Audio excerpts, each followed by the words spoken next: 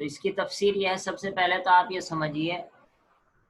آپ کو ترجمے سے معلوم ہوگا کہ اللہ تعالیٰ نے یہاں پر گھوڑوں کی قسمیں کھائی، اور گھوڑے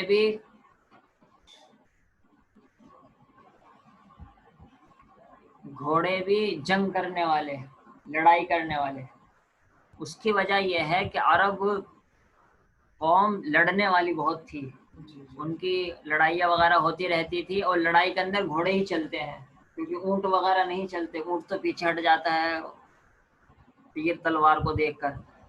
گھوڑا پہاڑ پر بھی چڑھ جاتا ہے، ندیوں میں بھی آرام سے دوڑ لیتا ہے، تو اس وجہ سے گھوڑا ہی جہاد یا لڑائی کرنے کا ذریعہ سمجھا جاتا تھا، اور وہ خوب لڑا کرتے تھے عرب والے، اس وجہ سے لڑائی کا تذکرہ ہے اور گھوڑوں کا تذکرہ ہے۔ اس سے اتنی بات تو آپ کے سمجھ میں آ گئی ہوگی، اور ظاہر سی بات ہے جو جس ماحول میں رہتا ہے اس کے حساب سے وہ بات کیجیے، اس کے سمجھ میں آتی ہے بات۔ اگر ہم کتاب پڑھنے والے ہیں اور کسی لکڑی والے کے سامنے کہنے لگے بھائی فلاں کتاب بہت اچھی ہے، اسے پڑھ کے دیکھنا، اب تو وہ بہت دوسرے اچھے انداز میں آنے لگی ہے، تو کہے گا یہ آدمی عجیب آدمی ہے۔ تو اس وجہ سے ہمیں بھی اگرچہ گھوڑے عجیب عجیب سے لگ رہے ہیں، تو اس کی حقیقت یہ ہے کہ ہمارا ان سے کوئی تعلق سا نہیں رہا۔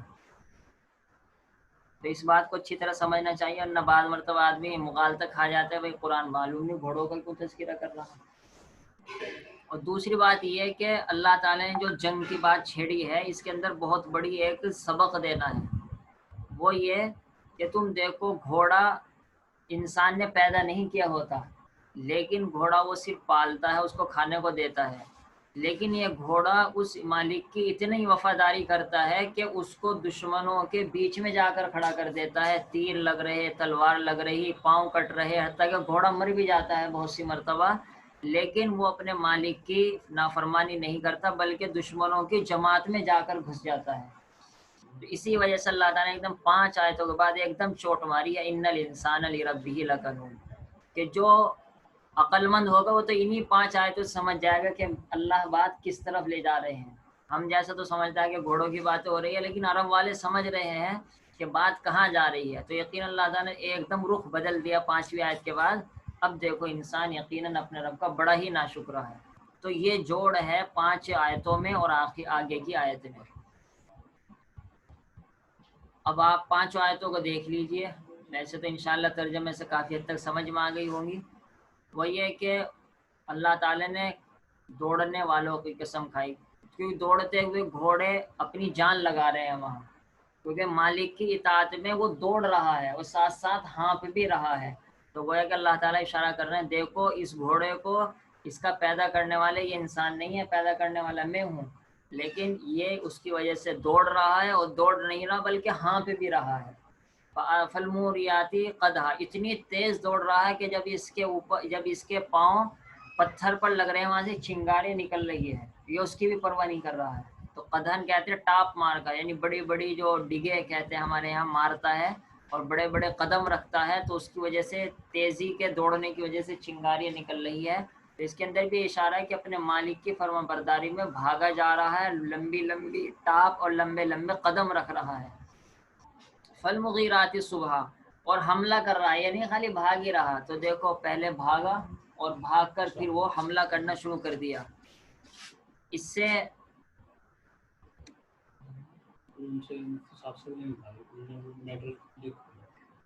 معلوم نہیں لکھا ہوا نہیں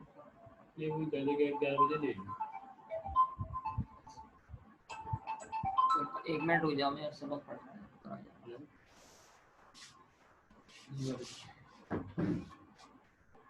تو صبح کے وقت میں اللہ تعالیٰ نے اس وجہ سے اس کا تذکرہ کیا کہ یہ دکھلانا ہے کہ وہ اپنے مالک کی فرما برداری میں صبح ہی میں لگ جاتا ہے، اور کچھ اس وجہ سے بھی جو جنگ ہوا کرتی تھی وہ صبح ہی کے وقت ہوا کرتی تھی، تو اللہ تعالیٰ نے خاص طور پر لفظ صبح کا تذکرہ فرما کر اس طرح اشارہ کر دیا، وہ دیکھو اپنے مالک کی فرما برداری میں صبح ہی حملہ کرنا شروع کر دیتا ہے۔ فَأَثَرْنَ بِهِ نَقْعًا، اور پھر گرد اڑ رہا، غبار اڑ رہا، مٹی لگ رہی، اس کی بھی پرواہ نہیں کرتا بلکہ اپنے مالک کی اطاعت میں لگا رہتا ہے۔ فَوَسَطْنَ بِهِ جَمْعًا، اور یہ آخر میں سب سے بڑی بات کہہ دی کہ دشمن تیر لے کر تلوار لے کر کھڑے ہوئے ہیں، لیکن یہ گھوڑا اپنے مالک کی اطاعت میں دشمنوں کی تلواروں کے اندر ہی گھس جاتا ہے، خون چلواتا ہے، لیکن اپنے مالک کی اطاعت کرتا ہے۔ اب ان 5 باتوں کے سننے کے بعد بھی انسان اپنے رب کی نافرمانی نہیں کرتا تو یہی کہا جائے گا ان الانسان لربہ لکنود، یقیناً انسان اپنے رب کا بڑا ہی ناشکرا ہے۔ وَإِنَّهُ عَلَى ذَلِكَ لَشَهِيدٌ، اور یقیناً یہ اس پر گواہ ہے، یعنی اپنی ناشکری پر۔ چنانچہ ہر انسان غور کر سکتا ہے کہ وہ اللہ تعالیٰ کے کتنے انعام اور احسانات سے فائدہ اٹھا رہا ہے اور وہ اللہ تعالیٰ کی کتنی فرما برداری کر رہا ہے۔ تو یہاں پر قرآن کریم گویا کہ دعوت دے رہا ہے کہ آدمی اپنی زندگی پر غور کرے کہ اللہ تعالیٰ کے ہمارے اوپر کتنے احسان ہیں اور ہم اس کی کتنی ناشکری کر رہے ہیں۔ وہ کھلی آنکھوں سے اپنے آپ کو ناشکرا کہے گا۔ یہ قرآن نہیں ہم کو ناشکرا کہہ رہا بلکہ انسان خود اپنے آپ کو ناشکرا کہے گا۔ اس کے بعد پھر فرمایا اللہ تعالیٰ نے وَإِنَّهُ لِحُبِّ الْخَيْرِ لَشَدِيدٌ، یہ اب رخ موڑ دیا ہے کہ انسان کو سب سے زیادہ ناشکری بنانے والی چیز اور اللہ تعالیٰ سے غافل کرنے والی چیز مال ہے۔ اس وجہ سے اللہ تعالیٰ نے یہاں پر مال کا تذکرہ فرمایا کہ مال کا غلام بن گیا، حالانکہ اس کو غلام اللہ تعالیٰ کا بننا چاہیے تھا، اور انسان کی حقیقت اس آیت میں بیان کر دی کہ یقیناً وہ انسان مال کی محبت میں خوب پکا ہے۔ اس وجہ سے وہ مال کی محبت کی وجہ سے مال کی اطاعت اور مال کی فرما برداری کرتا ہے، اور نعوذ باللہ اللہ تعالیٰ کی فرما برداری نہیں کرتا۔ افلا یعلم اذا بعثر ما فی القبور، اب اللہ تعالیٰ نے گویا کہ اب اس کے سزا کی طرف رخ موڑا ہے کہ ایسا نہیں ہے کہ اس طرح کر رہا ہے اس طرح کر رہا ہے تو ایسے ہی چل جائے گا، نہیں، حقیقت سامنے آنے والی ہے۔ افلا یعلم اذا بعثر ما فی القبور، کیا وہ نہیں جانتا کہ جب بکھیر دیے جائیں گے، جب اٹھائے جائیں گی ہر وہ چیز جو قبروں میں ہے، ظاہر سی بات ہے تم کو مرنا ہے، مرنے کے بعد زمین میں دفن ہونا ہے، تو قبروں کا مطلب یہ نہیں کہ تم قبر ہی میں جاؤ گے۔ اگر کوئی آدمی جل کر مر رہا ہے وہ بھی مٹی میں ہے، کوئی آدمی ڈوب کر مر رہا ہے وہ بھی مٹی میں ہے، اور یہ جو ہندو اس کو جلا دیتے ہیں وہ بھی راکھ بن کر مٹی ہی میں چلا جائے گا۔ تو ہر وہ چیز جو مٹی میں ہے اس کو اٹھایا جائے گا، تو اس وقت پتہ لگ جائے گا کہ رب کی کتنی ناشکری کی اور مال کی کتنی غلامی کی اور مال کی کتنی محبت کی اور اللہ تعالیٰ کا کتنا حق ادا کیا۔ وَحُصِّلَ مَا فِي الصُّدُورِ، بڑی سخت آیت ہے، ڈر لگتا ہے۔ ایک طالب علم مدرسے کا روایت پڑھ رہا تھا نماز میں اور رو رہا تھا، صرف اس وجہ سے کہ معلوم نہیں دل میں کیا کیا بات آتی ہیں، ناجائز باتیں، ناجائز محبتیں، اور اللہ تعالیٰ کے اطاعت ہمارے دل میں نہیں ہے، شیطان سے محبت ہے، غیر محرموں سے محبت ہے، ہماری نظریں غلط استعمال کرتی ہے، وہ دل کے اندر بیٹھ جاتی ہے، تو ہمارا دل تو نعوذ باللہ ایسا جیسا کہ کوڑا گھر ہو، ایسی ناپاکیاں اس کے اندر گھری ہوئی ہے ہر طرف سے، کسی بھی طرف سے دیکھ لیا جائے تو اللہ تعالیٰ فرما رہے ہیں جو کچھ دلوں میں ہوگا وہ سب اللہ کے سامنے ظاہر کر دیا جائے گا۔ تو ظاہر سی بات ہے، ڈرنے کی بات ہے، اگر موبائل میں کوئی گندی تصویر ہو اور کوئی استاد یا باپ دیکھ لے تو بچہ، بیٹا، اسٹوڈنٹ کانپ جاتا ہے اور پریشان ہو جاتا ہے، تو اللہ تعالیٰ کہہ رہے ہیں سارا دل کی جو تم نے میموری بھر رکھی ہے جس چیز سے وہ صاحب ظاہر ہوگی۔ تو اگر اچھی چیزیں ہیں، اللہ تعالیٰ کی محبت ہے، قرآن کی محبت ہے، جذبہ اطاعت ہے، تو پھر تو ماشاءاللہ خوشی ہونے کی بات ہے، لیکن ہماری حالت تو سب کو ہر ایک کو اپنی اپنی معلوم ہے، اس وجہ سے بڑے گھبرانے کی چیز ہے کہ اللہ تعالیٰ سب چیزیں ظاہر فرما دیں گے، اور ظاہر سی بات ہے اس کا حل یہی ہے کہ آدمی اپنے دل کو گندگیوں سے، گناہوں سے، اللہ تعالیٰ کے علاوہ نافرمان نامحرموں سے پاک کرے اور اللہ تعالیٰ کی محبت بھرے، تاکہ بے فکر ہو جائے کہ اللہ تعالیٰ ہمارے دل کو کھول دیں گے تو انشاءاللہ ہمیں کوئی رسوائی نہیں ہوگی۔ یقیناً ان کا رب اس دن ان کو اچھی طریقے سے جانتا تو اب بھی ہے، لیکن کیونکہ وہاں پول کھل جائے گی اس وجہ سے خاص طور پر وہاں کا تذکرہ کیا۔ کوئی جانتا تو اللہ تعالیٰ یہاں بھی ہے کہ ہمارے دلوں میں کیا ہے، ہماری آنکھیں کیا کرتی ہیں، ہمارے ہاتھ کہاں چلتے ہیں، ہمارا دماغ کیا سوچتا ہے، لیکن خاص طور پر کیونکہ وہاں سزا یا جزا دینی ہے، اس وجہ سے اللہ تعالیٰ خاص طور پر یومئذ بڑھا کر قیامت کی طرف توجہ دلائی ہے کہ یہاں تو ایک نیک آدمی بھی ایسے ہی دیکھتا ہے انسان چلتا ہوا، اور ایک برا آدمی بھی چلتا ہوا انسان دیکھتا ہے، دونوں میں عام طور پر فرق نہیں ہو پاتا، لیکن اس دن اللہ تعالیٰ نعوذ باللہ اللہ تعالیٰ ہماری حفاظت فرمائے، نافرمانوں کو الگ کر دیں گے اور اطاعت گزاروں کو الگ کر دیں گے۔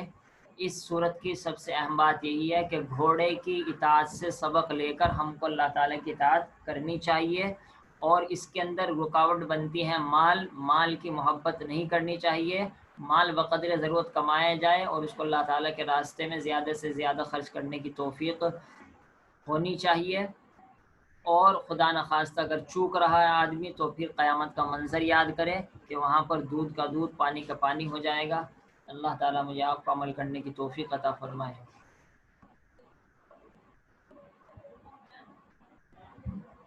ٹھیک ہے، دعا پڑھ لیجئے بس، اگر کوئی سوال ہو تو سوال کر لیجئے۔ یہ پوچھا گیا ہے کہ وہ سیرہ کون سے باب سے ہے، تو یہ وہ سیرہ باب باثرہ ہی سے ہے، یعنی رباعی مجرد سے ہے، باثرہ یباثر۔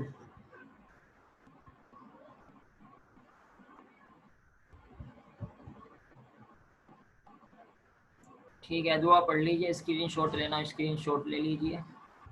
سبحان اللہ وبحمدہ، سبحانک اللہم وبحمدک، نشہد ان لا الہ الا انت، نستغفرک ونتوب الیک۔ سبحان ربک رب العزۃ عما یصفون، وسلام علی المرسلین، والحمد للہ رب العالمین۔ آمین۔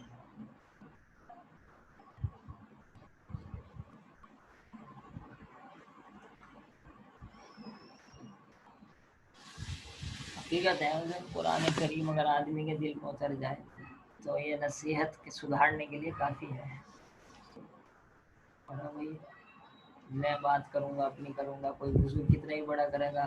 وہ اس کی بات ہوگی، اس کی کتاب ہوگی، لیکن وہ سب کے پیدا کرنے والے اللہ تعالیٰ کی جو بات ہوگی اس کے بعد۔ مفتی صاحب السلام علیکم۔ وعلیکم السلام ورحمۃ اللہ۔ یہ فَأَثَرْنَ بِهِ نقع میں فَأَثَرْنَ ماضی ہے، جمع مؤنث غائب۔